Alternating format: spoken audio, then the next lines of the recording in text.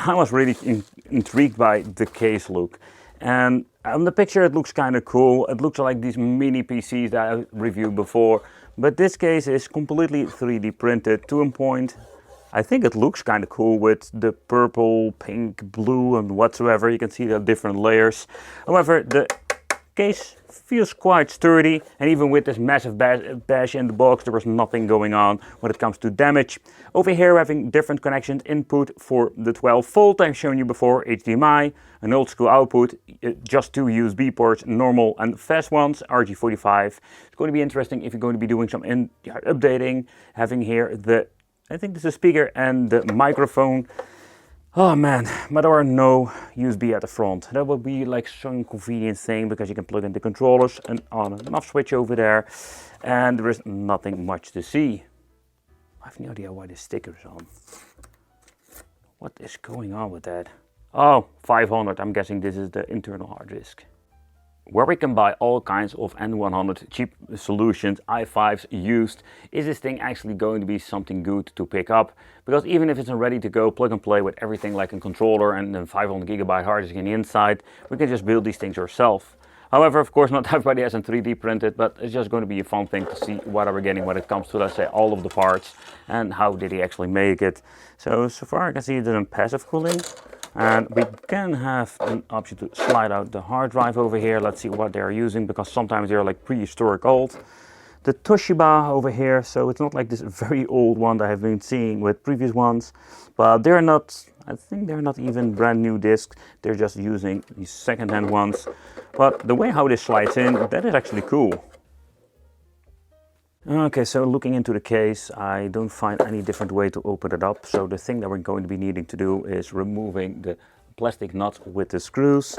We can slide out this hard drive, and then we can slide out the main board itself. That is how you're going to be doing some maintenance on this. An interesting but strange way. But the reason I wanted to do this is to see what are we having when it comes to, let's say, the configuration and upgrade possibilities. So it does come with an active fan with a massive metal block underneath. So this is just an PWM, so I just think it's going to be adjustable RPM. So the unfortunate part is that we're only having one slot when it comes to, let's say, the memory. And the memory we're going to be having over here is an 8GB, so it's a little bit bigger or more at least than the previous models. We can replace the battery if this is going to be dead. It can give you a little bit of problems for upgradability. So what is interesting that they're saying something about switching to Windows, but storage capacity wise there is only a hard drive attached to it, and there is no NVMe, so I'm guessing we cannot switch to Windows, but we can upgrade it. So if you're going to be slapping an NVMe on there, we can also do it for Bodacera. So let's say if you're going to be making a backup through software with this drive, you can flash it to a 500GB or bigger NVMe and can use it there. And there's also an option for an M2 over there, but that's it. This is the only thing that we can do. There is no, I think there is no like built-in Wi-Fi, or at least that I can see.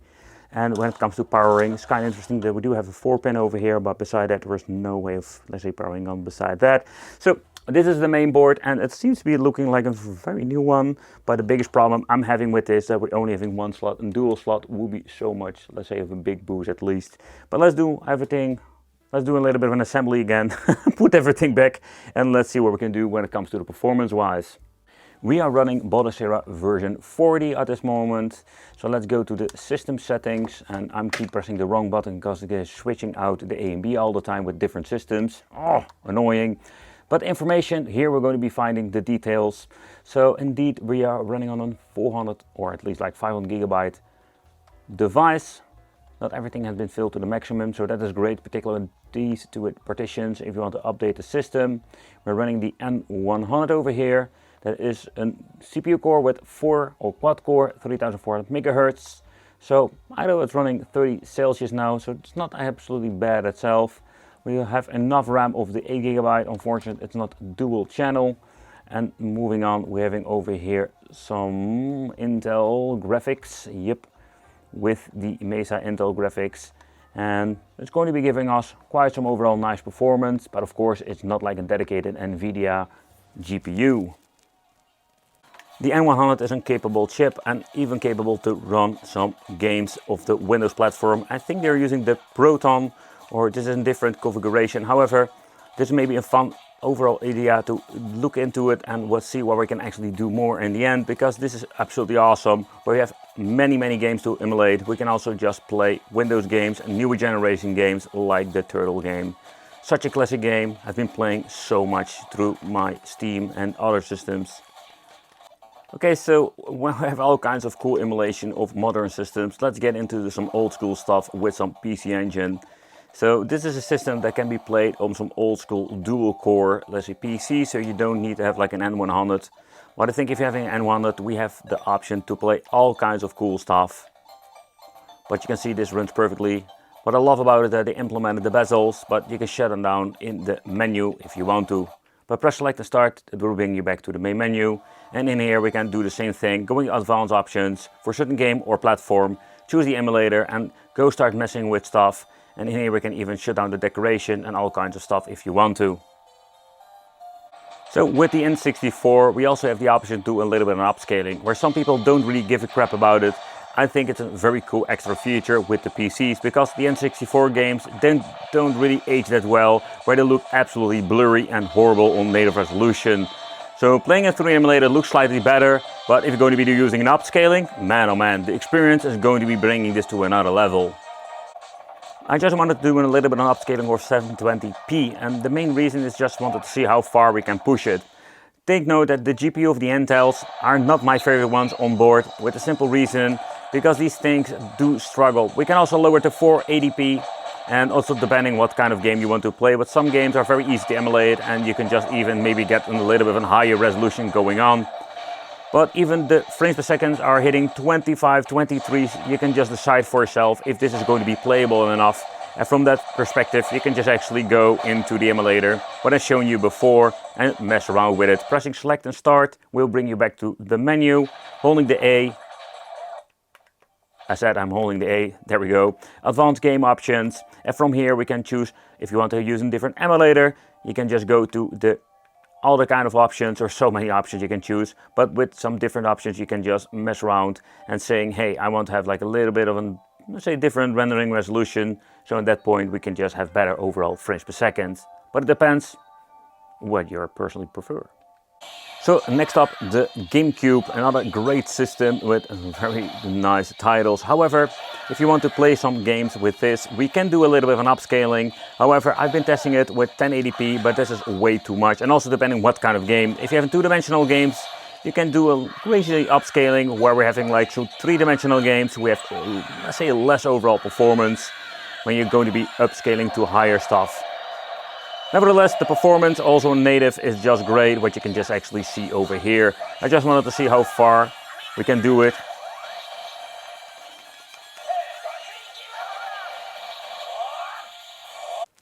The PlayStation image list is absolutely garbage, and you know, it's kind of interesting they did this, because PlayStation 1 does have a lot of potential.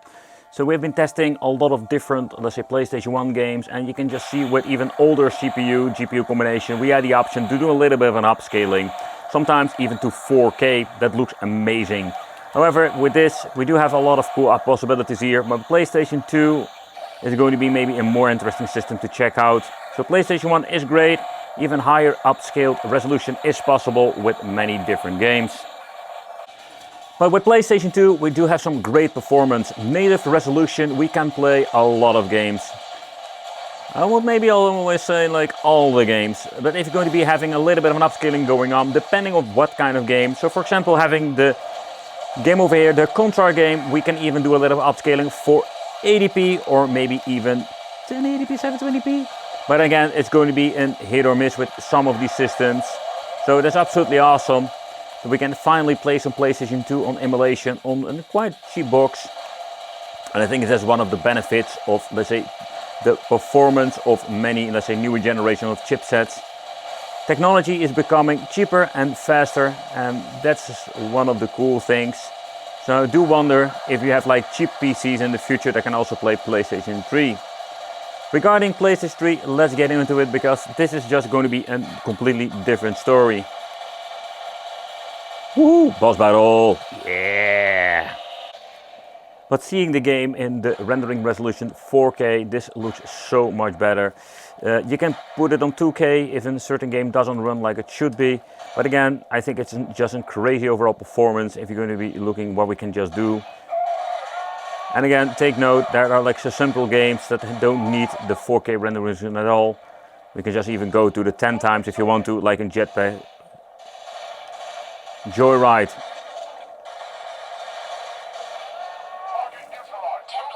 We have seen many different, let's say, systems now, and I can tell you that we've been not even testing everything out. So what we're going to be doing is jumping back into the bandwagon and testing out some Sega Saturn to see what we can actually do with that, because there are so many cool devices out there. But when it comes to the Sega Saturn, we do have some amazing performance, even with 720p rendering resolution. For me, the rendering resolution for the Sega Saturn is very important because, let's be honest, these are like the generation of games that didn't really age well, like the N64. But the performance is great, and maybe we can even do it on 1080p rendering resolution, but it is also depending on what kind of game you actually want to play. So Sega Dreamcast is one of my favorite systems, and also here with the Redream emulator we can also try it Flycast if you want to, but Redream we can do a little bit of upscaling too, now having it set to 1080p. I think even with two-dimensional games we can even set it to, let's say, high resolution like 2K, 4K and stuff like that. Okay, I'm all figuring out how to freaking play this game. So Crazy Taxi is such a legendary game and it looks amazing. We can also shut down the bezels if you don't like them. And there are even emulators that have like a widescreen hack that you can enable. So there are many different ways. Of course, we do have some limitations. This has to do with the GPU that's inside of this thing. But the N100 is capable of running a lot of Sega Dreamcast without any problem whatsoever. But what is kind of cool, that we can play the Sega Naomi system on even the 1080p resolution. And also here we can do a little bit on upscaling more, but if you're going to be doing this, I did notice that it stutters a lot, even with the simple games, or at least like the two-dimensional games. So at that point we do have limitations, particularly when it comes to the GPU again, but this is another great system where we can play all kinds of games in higher resolutions. So this is just amazing. And like I mentioned also before, is that how cool would it be to see this, what happens over a couple of years, where these mini PCs are getting even more power, CPU but also GPU wise, and we can either play everything on freaking 4K resolution. But at this point, this is what we're getting when it comes to the N100 chip. Depending on the game, but with PlayStation 3 we do have these ridiculous long loading times. To a point you can get yourself something to drink, some popcorn, and maybe when you're getting back it's going to be ready. And even if you're getting some games to be run two-dimensional, three-dimensional, doesn't matter. I've been testing it on the device, and the N100 is, in my opinion, not powerful enough, and the overall experience is just not like you want to experience. So for PlayStation emulation you need to have like a way more powerful chip, or just an old i7 or some kind that has the possibility to just run this, because I've been reading through, let's say, the comment, people getting older i5s and just have great overall performance with this. So the N100 is not going to be a great deal. Even if I'm going to be speaking all the freaking time, you can see this thing is still not ready loading. But we can play so many different systems when it comes to this mini PC. The question remains, what do you want to see when it comes to playing on a mini PC and Bottes Sierra, where we have all kinds of different machines now that can play 8-bit, 16-bit, old school PCs, you name it. I've been testing a couple of them in this video and they work great. Also, if you're going to be into the handheld itself, I think N64 is going to be the more interesting part, because a lot of G-boxes couldn't run this at all, or at least a decent speed. Now we can even do a little bit upscaling. So we have all kinds of options, but with more modern stuff, there we're going to be finding the limitations.